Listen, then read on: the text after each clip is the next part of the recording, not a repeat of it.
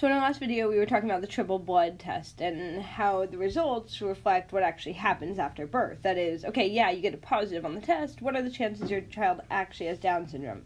And what we discovered is if this group over here on the right is all the women who have a positive test, then it turns out that only 3% of these women will actually give birth to a child with Down syndrome. Now, this is a really shocking number because we'd expect that if you get a positive on a test result, that in reality you're going to have that illness or that syndrome, right? So the question becomes, this test looks really, really inaccurate. Why do we use it? And to answer this, we need to go ahead and look at a slightly different question. So rather than saying, okay, you got a positive, what are the chances your baby has Down syndrome? Let's reverse it slightly and say, if my baby's going to have Down syndrome, what are the chances the test actually tells me that? In medical testing, this is an extremely important question to ask because in reality, if my child's going to be born with Down syndrome, I want to know ahead of time so I can make plans according for that. So when we go to answer this question, we need to realize that we are narrowing it down, first of all, to the kids who have Down syndrome. So that's out of all babies born with Down syndrome, I want to know what percent would get a positive test result. To do this, I'm going to go ahead and put the number who have Down syndrome on the back. So number with Down syndrome is 54. And then in the front, I'll put the number who are positive and with Down syndrome, which is 48. This number we've actually calculated, and that is it's 0.8889, or 88.89%. Now what this tells us here is that if my child's going to be born with Down syndrome, the test is going to let me know about 90% of the time, which actually looks pretty good.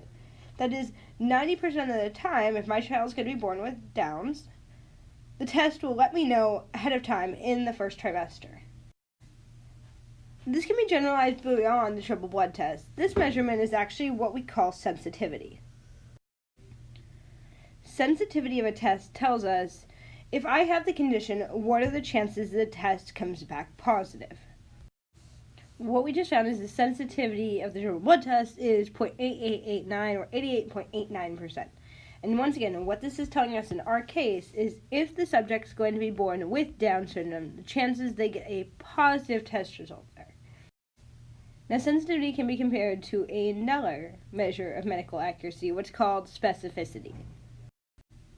Where sensitivity asks, if I have the condition, what are the chances I get positive? Specificity says, well, if I don't have the condition, what are the chances I get negative? In our application here, that means if my child's going to be born without Down syndrome, what are the chances the test will tell me this? To find this, we need to go ahead and look at our probability. I want to know if my child is going to be born without Down syndrome. I'm going to call that Down syndrome complement, the opposite of having Down syndrome. What are the chances the test will be negative? To do this, I go ahead and I look at my table. I'm narrowing it down once again to Down syndrome complement. So looking at all the people who are unaffected by Down syndrome, 5228. I then go ahead and look across that row and find how many of them got negative test results. So out of the unaffected people, 3,921 of them got a negative test result. Plugging this into a calculator then, we get 0.75. What this tells me is that if my kid's going to be born without Down syndrome, there's a 75% chance the test will be negative. What's interesting about this is that means if my kid's going to be born without Down syndrome, there's still a 25% chance that I get positive on the test. Notice that in this case, my sensitivity, that is the ability to accurately say, yeah, you have Down syndrome, is a lot higher than the specificity. That is, if your kid doesn't have Down syndrome, the chances you get a negative. In many instances, the trade-off for a high specificity is a low sensitivity, or vice versa.